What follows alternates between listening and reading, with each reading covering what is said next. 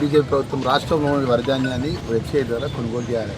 దానికి first website ద్వారా ఎందుకు కొనుగోలు చేస్తలేదో, మద్దతు ధరకు రాష్ట్ర ప్రభుత్వాన్ని ఎందుకు మద్దతు ధర విషయంలో పట్ల ప్రకటించిన తర్వాత ఎందుకు అమలు చేసే విషయంలో పట్ల వారు ఆర్థికంగా రాష్ట్ర ప్రభుత్వానికి ఎందుకు సపోర్ట్ చేస్తున్నారు, దాని ప్రజలకు చెప్పుకోవాలి.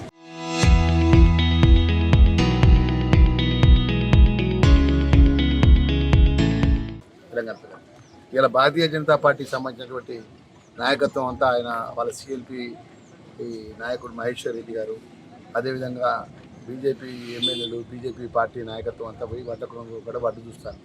ఇలా స్టేట్మెంట్ పొద్దున చూసినాం, మాకు బాగా అనిపించింది. తప్పాతాల నేపథ్యంతో కటింగ్తో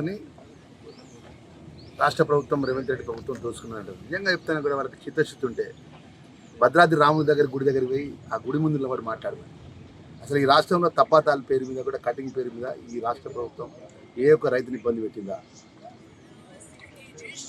మేము ప్రత్యేకంగా జిల్లా కలెక్టర్తో ప్రత్యేకంగా ఉన్నటువంటి ఒక ఆఫీసర్స్ టీమ్ ఏర్పాటు చేసి ఎక్కడ కొనుగోలు సెంటర్ ఎక్కడ రైతుకి ఇబ్బందులు కూడా కొనుగోలు చేస్తుంటే వాళ్ళ పార్టీ అడ్రస్ లేదు. వాళ్ళ నాయకుడు మొన్ననే వచ్చి ఏం మాట్లాడింది, భారతీయ జనతా పార్టీ ప్రధానమంత్రి ఏం మాట్లాడింది, రాష్ట్ర ముఖ్యమంత్రి మట్టుకొని రేవంత్కి హమారా సాత్ ఆగే చలో మీకు డెవలప్మెంట్ ఇస్తాను అంటే, మీ రాష్ట్రంలో బీజేపీ పార్టీ లేదు, మీ నాయకత్వం లేదు, మీరు అందరూ జీరో. మీ ఎలాంటి మీ యొక్క నాయకత్వ పరంగా ప్రజల మధ్య ఉండేటువంటి పరిస్థితి లేదు. కాబట్టి మా నాయకుడిని అంటే అంత గొప్పగా మా నాయకుడు ప్రజల మధ్యలో పనిచేస్తుంది.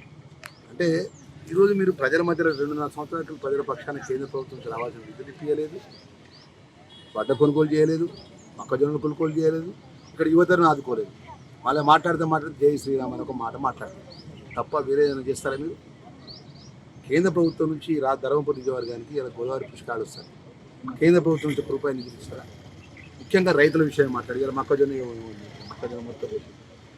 మొక్కజొన్న కొనుగోలు చేసిందా?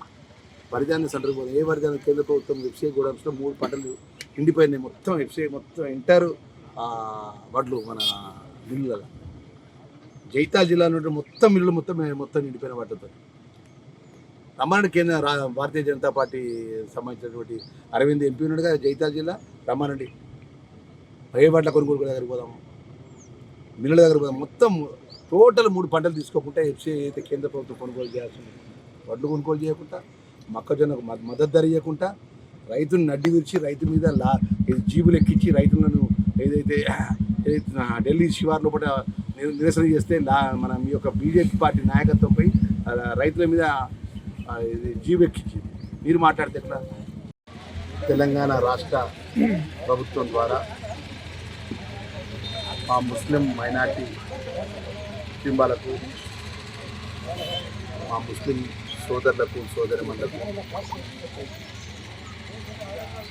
బక్రీద్ శుభాకాంక్షలు తెలియజేస్తూ, ముఖ్యంగా ధర్మపురి నియోజకవర్గం ఉన్నటువంటి మా ముస్లిం సోదరులకు సోదరిమణులకు, అదేవిధంగా